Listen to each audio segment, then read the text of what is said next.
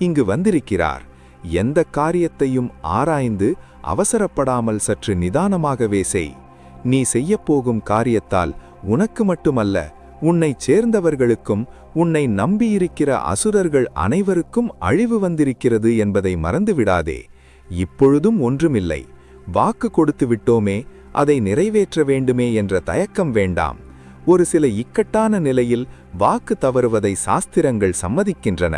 அது மட்டுமல்ல, ஒருவர் பிரம்மச்சரிய விரதம் பூண்டு பிறர் பொருளுக்கு ஆசைப்படும்போது நீ பொய் பேசுவது தவறில்லை.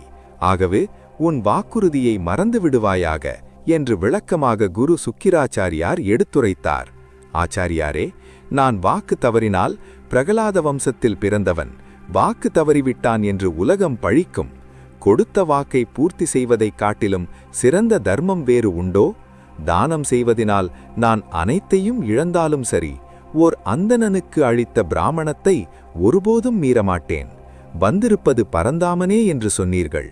பகவானே வந்து யாசிக்கிறான் என்றால் என்னுடைய குலத்துக்கு ஏற்பட்ட பெருமையாகவே நினைக்கிறேன். அவருக்கு தானம் கொடுப்பதால் வரும் விளைவு எதுவாயினும் நான் ஏற்றுக்கொள்ள சித்தமாகிவிட்டேன். தயவு செய்து என்னை மன்னியுங்கள். தங்கள் பேச்சை கேட்கவில்லை என்று கருத வேண்டாம். நான் கொடுத்த வாக்குறுதியை மீறப்போவதில்லை என்றான் மகாபலி.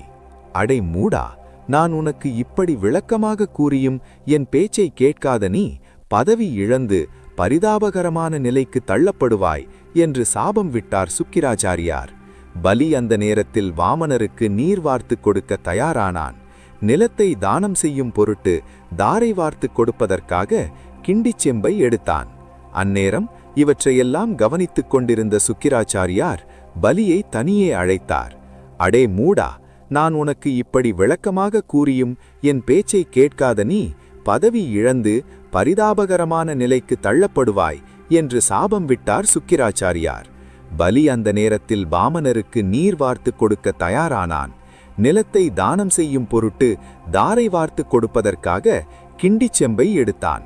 அச்சமயம் தன் அறிவுரையை ஏற்காமல் பலி தாரை வார்த்து கொடுத்து ஏமாந்துவிடப் போகிறானே என்று எண்ணிய சுக்கிராச்சாரியார் வண்டு உருவெடுத்து செம்பினுள் நுழைந்து நீர்துவாரத்தை அடைத்து கொண்டார்.